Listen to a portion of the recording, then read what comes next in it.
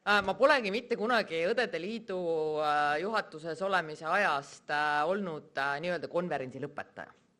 Alati ma olen mingisuguses teises rollis olnud, mis on ühtepidi olnud võib-olla selles mõttes toredam, et publikut on rohkem ja ärksamad ollakse ja praegult iga kord, kui jälle keegi lõpetab, kõik tõusevad püsti ja mingi seltskond jalutab minema. Koridorist ma tulin siia poole, mingi rahvas läks ära. Arusaadav, inimesi lihtsalt oodatakse bussi peale, pere juurde, mis iganes. Nii et mul on nagu vähem publikut ka kui Annelil näiteks. Aga tegelikult on niimoodi, et täna on kõlanud nii palju häid mõtteid ja kui me hakkasime mõtlema selle peale, et millest mina siis räägin, et lõpuakord ja vaja nagu teele saata, siis, ja ma pidin ka veel ICN-i sõnumiga kuidagi siduma seda kõike, mis siis õdede päeva aasta või õdede päeva raames siis on välja antud. Ja tegelikult ega ma väga kaugele ei jõudnud, kuhu teised ei oleks jõudnud ja tegelikult on need mingid sellised väited, mis on kõlanud siin ja kõlasid meie suust omal ajal ja kõlavad aeg-ajalt täna ka, aga ma tahtsin lihtsalt juhtida tähelepanu sellisele asjale, et selle 8 aasta jooksul, ma arvan, et see oli 2 aastat ennem Covidit, kui me tulime välja sloganina õed päästavad maailma. Siis oli umbes samasugune reaktsioon, on ju. Ma lootsin küll praegult, et tuleb mingi vau või midagi siukest, aga tegelikult asi oligi selles, et küsiti, mismoodi? Reaalselt küsiti, mismoodi. Täna tegelikult on see, et Covid muutis natukene meie kuvandit. Mäletate, ennem seda oli kogu aeg arstid olid tublid ja arstid tegid ja meil nii-öelda prominentsed inimesed sattusid haiglasse, tulid välja, rääkisid, kui tublid ikka arstid olid. Mäletate, jah? Täna juba me kuuleme arste ise rääkimas näiteks seda, et ma võin lõigata küll, aga tegelikult, kui mul õdesid ei ole, siis minu töö on väärt mitte midagi. Ja nii edasi. Lisaks ka inimesed ise väga tihti ütlevad, et nad tänavad nii arste kui õdesid, kes nendega haiglas tegelesid. Ehk siis on toimunud teatav muutus. Ja see, et me kõige usaldusväärsemad oleme, siis ausalt öeldes ma olen neid uuringuid lugenud regulaarselt, kus siis väidetakse, et me oleme kõige usaldusväärsemad, aga mina ei ole kuulnud väga, et Eestis sellest räägitakse. Et meil on politseinikud, kui vist oli kõige usaldusväärne, ja päästjad, eks. Et meie nagu Eestis küll sama rolli veel ei täida. Minu vaates tähendab see seda, et meil on vaja selle kuvandiga veel rohkem ja intensiivsemalt tööd teha. Sellepärast, et juba meie enda sektor tegelikult usub sellesse rohkem, kui ta uskus 5 aastat tagasi. Nii et, ja puudu on meid täna jätkuvalt, aga muljet avaldav on see, et 50% tervishoiutöötajatest on õed. Nii et väide, et me oleme selgroog, peab täiega paika. Ja see oli väga tore leid ka, kui ma nägin, et Ksenia on selle oma ettekandes välja toonud, sest et ma ise ka nagu tundsin, et midagi peab nagu läbima kogu seda teemat ja oli väga suur rõõm leida. Mulle meeldis veel Ksenia mõte, et kui õed õitsevad, siis õitseb ka tervishoid. Või Anneli mõte, et mida rohkem on õdesid ja neid on ja jääb tervishoidu, seda rohkem on meil terveid inimesi. Ehk siis need mõtted tegelikult läbi nende ettekannete, on kogu aeg meid saatnud, eks? Või mina olen vähemalt niimoodi nendest asjadest aru saanud. Et me enam ei kahtle, et me tõepoolest õdedena oleme mingi nagu lisandväärtus meie majandusele, mis on ju meie tänane sõnum ka. Aga rahast räägin mina ka. Et mõtlesin küll, et kas räägin või ei räägi, aga ICN-i õdedepäeva raport tegelikult andis päris hea sisendi sellele, et sellest võiks rääkida. Ja ma olen jumala nõus, et Agrise mõttega eelnevalt, et kõik, mida me teeme õdede heaks ka pehmete väärtuste osas, see tegelikult kuidagi konventeeritakse siiski või on võimalik konventeerida rahasse. Samal ajal on ka rahaliselt maailma majanduse või maailma majandusele tegelikult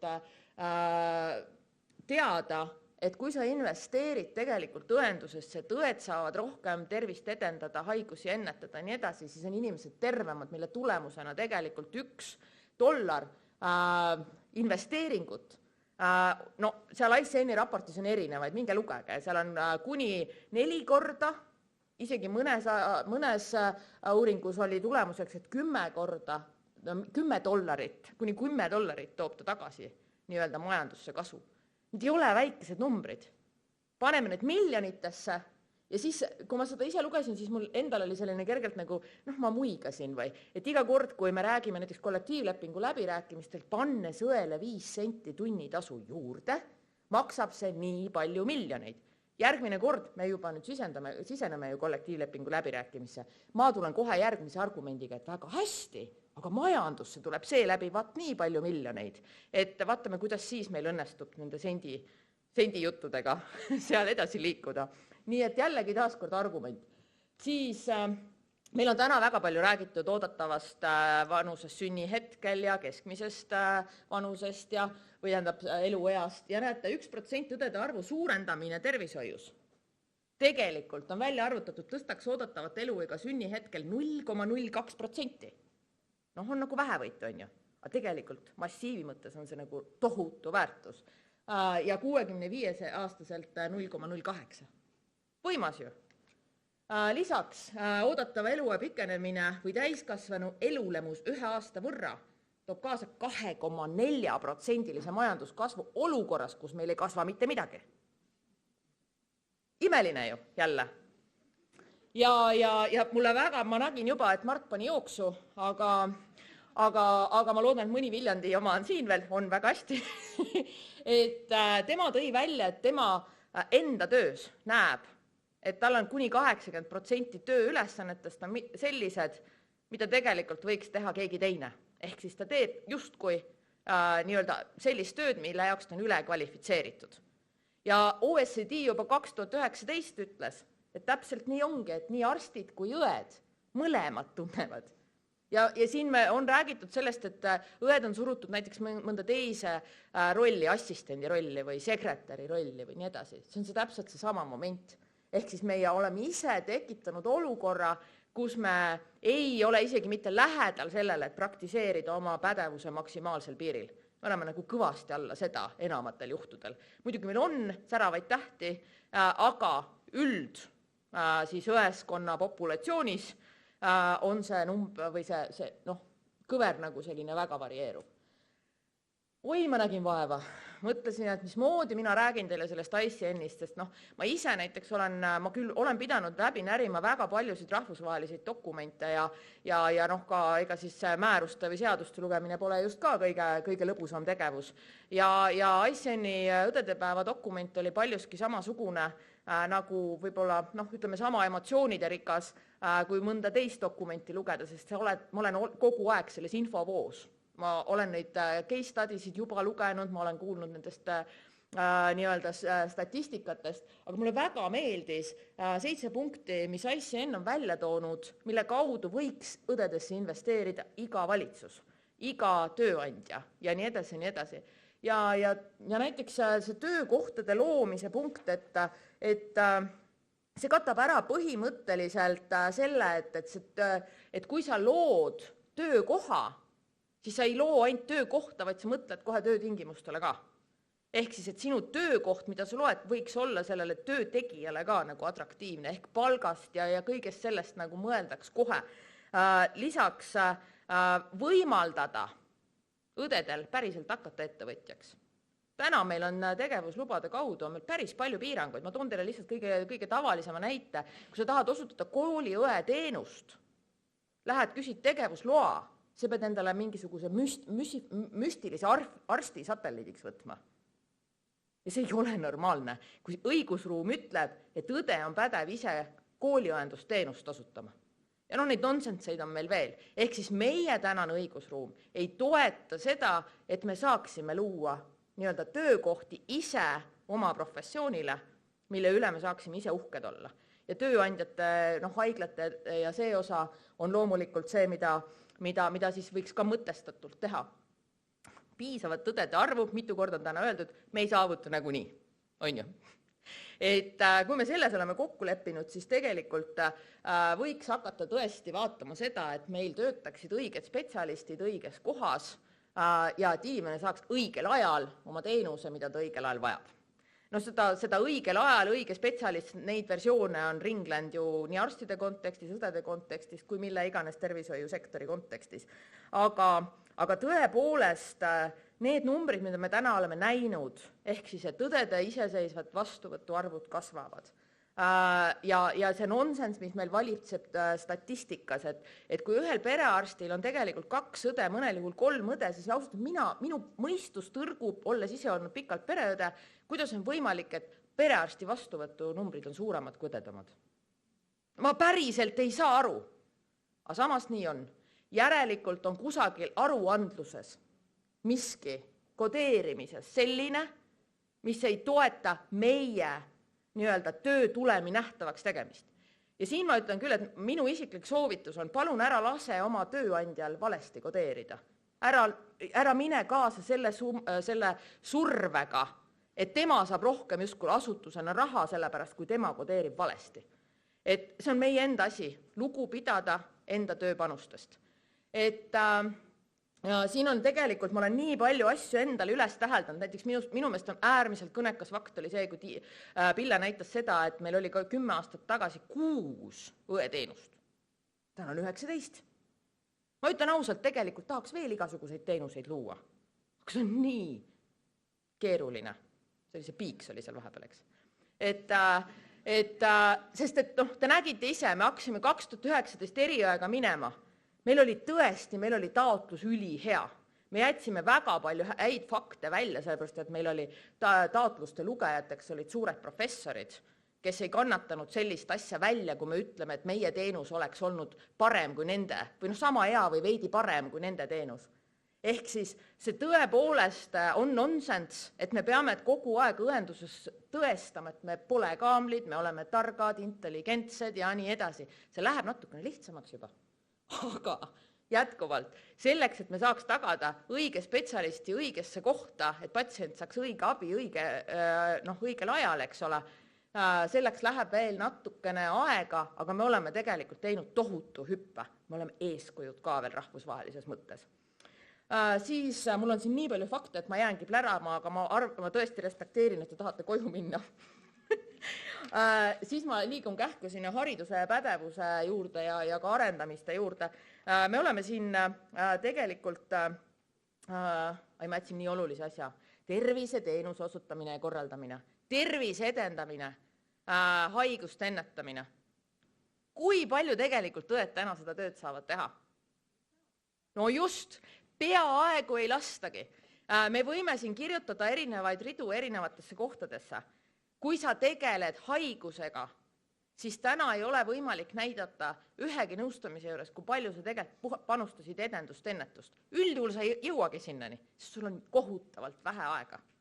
Samal ajal, kui me mõtleme, mida rääkis Annika Tai slaidide pealt, me joome, suitsetame, me oleme ülekaalulised ja see ei olnud mitte inimene tänavalt, eks. Meie ka oleme need inimesed. Ehk siis meil on endal teadmised olemas ja me ei suuda ise endidki motiveerida. Seega tervise edenduse nii-öelda sihtrühmani jõudmisesse on vaja tohutult palju panustada. Aga selleks peab looma võimalused. Täna, ütleme otse välja, rahastab Tervisekassa õdede tööd ainult haigusega kontekstis. Sul peab olema diagnoos ja siis sa seda nüüd manageerid. Ja see ei ole normaalne. Ehk siis see, et nad selle välja on toonud, on imeline. Hariduspädevus arendamine, teate, ma olen iga kord, ma lähen EFN-i üritustele, ma olen nii uhke. Nad räägivad odavõdedest, meil on abiõed, aga need pole päris need klassikalises mõttes odavõedeks. Siis nad räägivad eriõest. Oi, kuidas mulle meeldib. Ma enamus kordadel tunnen, kuidas ma tahaks tõusta püsti, aga meil on. Meil toimib. Ehk siis tegelikult see Euroopa erinevus, nagu oma süsteemides on väga palju nii-öelda hästi nagu eritahuline, aga meil on põhjust olla uhked. Aga see ei tähenda seda, et me oleme lõpuni rahul. Me tahame õppekavasid hoida nii-öelda kaasajastatult, ehk siis mida elanik vajab, mida nii-öelda õppejõud näevad, mida õed ise näevad ja neid õppekavasid tuleb edasi arendada.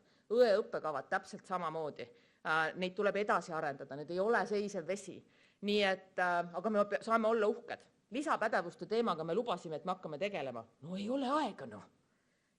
Aga samal ajal me oleme väga hädas, meil on lisapädevused, sellised asjad nagu vaktsineerimise pädevus, seda see infot registrist ei leia. Seda ei ole.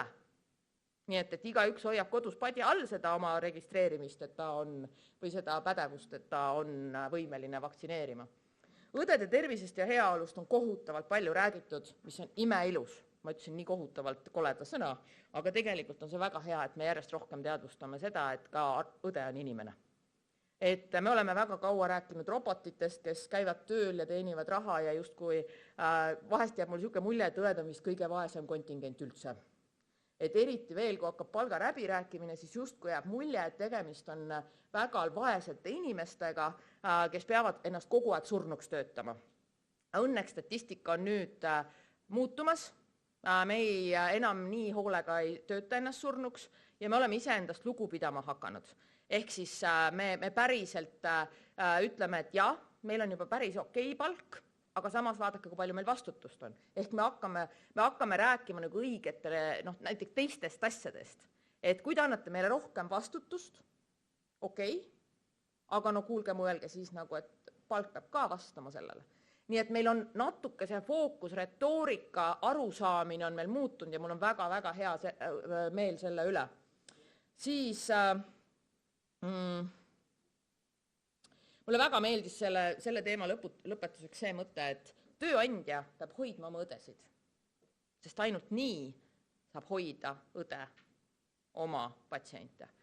Kui ma läksin Tallinna Tervishoiu Kõrgkooli õppejõuks, siis, ja täna on väga paljudes kohtades, siis on üldine selline inimestega töötamise keskkondades on see, et inimestel, kes seal töötavad, peab olema hea, et pakkuda nii-öelda järgmistele seda head teenust. Et see nagu ka järjest ja järjest, ma ei tea, levib meie maastikul ka. Siis ma ei taha sinna minna, aga ma ütlen selle ära. Abistavad vahendid ja seadmed. 3N. Elektrooniline. No ei tule. Ma mäletan, Agris Koppel on meiega siin. Tema kunagi ütles, et ta läheb töölt ära, kui 25. aastaks 3N ei tule. Ta läks ennem ära ja 3N ka ei tule. Nii et nüüd ma süüdistan nii kaua Agrist, kui 3N tuleb. Aga tegelikult ma ütlen ausalt, et ma näen pimedusest tähti, või ma ei tea, mida sealt nähakse, tulukast igal juhul, et ma väga-väga loodan, et Sotsiaalministeeriumis ja Anniki haldusalast on selle teema nagu sügavusest ja vajadusest ikkagi nagu aru saadud ja Tervisekassa teeb järgmiseid samme selleks, et me saaksime rakendustegevustega liikuda, sellepärast, et me võime siin teha igasuguseid vahvaid IT-lahendusi. Kui õde ei saa panna kirja tõenduspõhiselt seda, mida ta iga päev teeb, mida ta iga päev näeb ja millised on järgnevad soovitused tema järgmisele sellele kolleegile ehk tagab järjepidevuse, siis meile võivad tulla küll rääkivad mingisugused robotilaadsed, elukad ja nii edasi. See ei aita meil õendust paremaks teha. Aga me tahame, et meie õendus oleks eetiline ja tõesti väga professionaalselt ka kirja pandud, mitte ainult nii-öelda pakutud. Ja kriisid. Ma ei ole väga kriisispetsialist ja ma selles mõttes nagu väga ei tahaks siin sõna võtta, aga üks asi, mis mind ennast väga häiris Eesti siis, kui meil oli pandeemia, õdesid ei kaasatud mitte kuhugile. Meil oli ainult arstikeskne kaasamine. Ja see ei ole normaalne. Meie õdedena oleme kõige lähemal. Me oleme patsiendile kõige lähemal, aga laua ümber istusid arstid ja haiglajuhid. Andke andeks, haiglajuhid ei tea enamatel juhtudel, mis päriselt põllul toimub. Et ma võin olla praegult karm, aga päris praktikas teavad nad teiste inimeste kaudu. Ma pean selle suuri haiglate juhte silmas. Või siis meile kirjutasid pandeemia ajal näiteks koduõed, kirjutasid Terviseametist, ütles, et kuulge aga meile ka maske ja kaitseülikondi.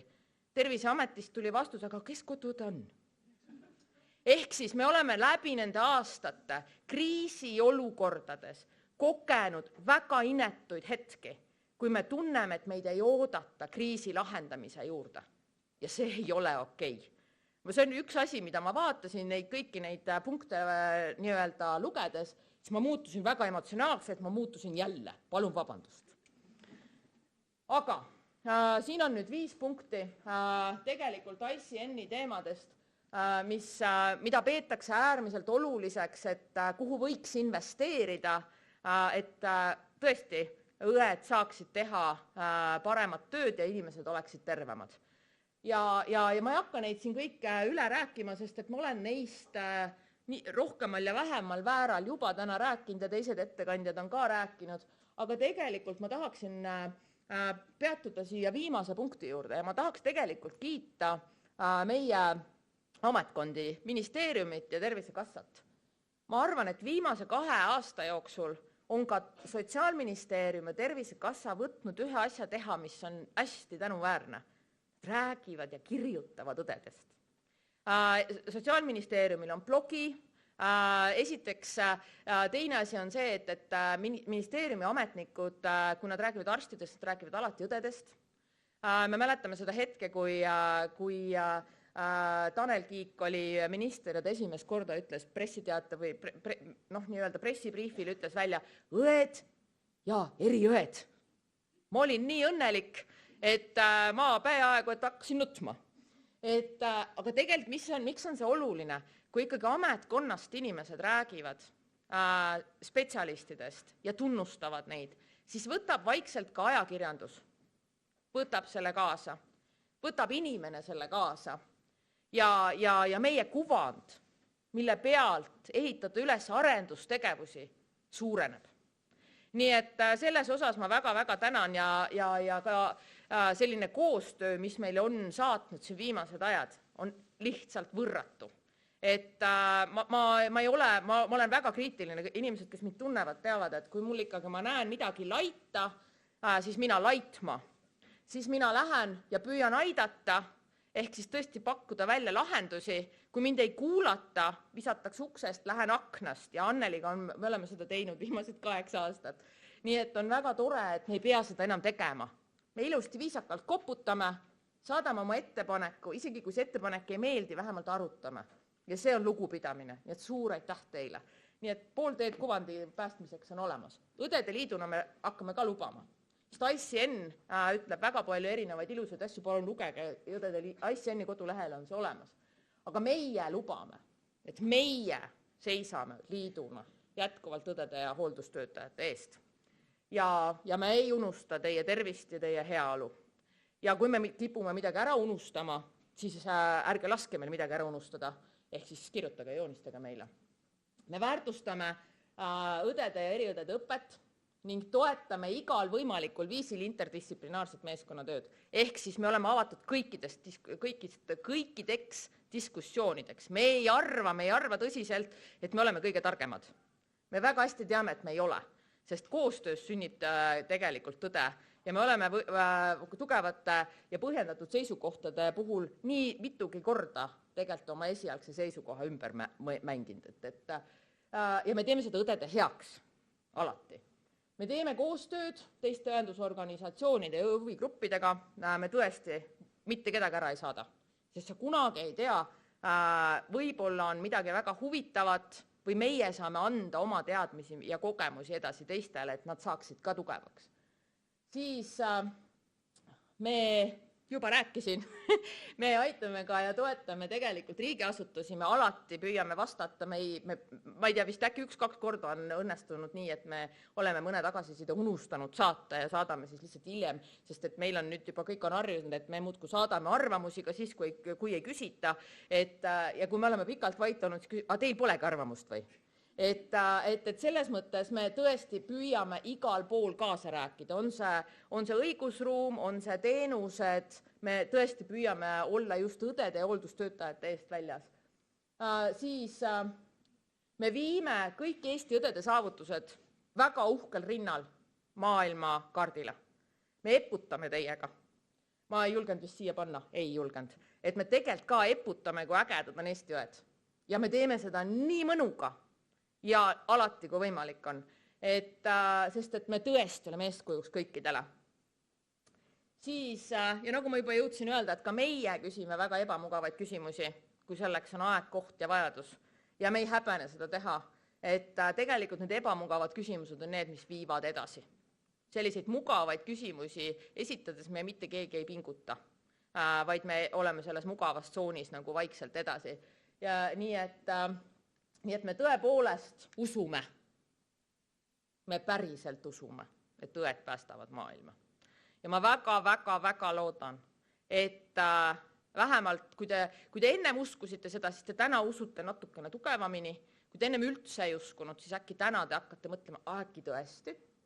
Ja kui te seda natukenegi usute koos meiega, siis palun rääkige teistele ka, et teie usute. Ja nii meie usk levib. Ma olen nagu usukuulutaja nüüd. Aga tegelikult mul on üks slaid ainult veel.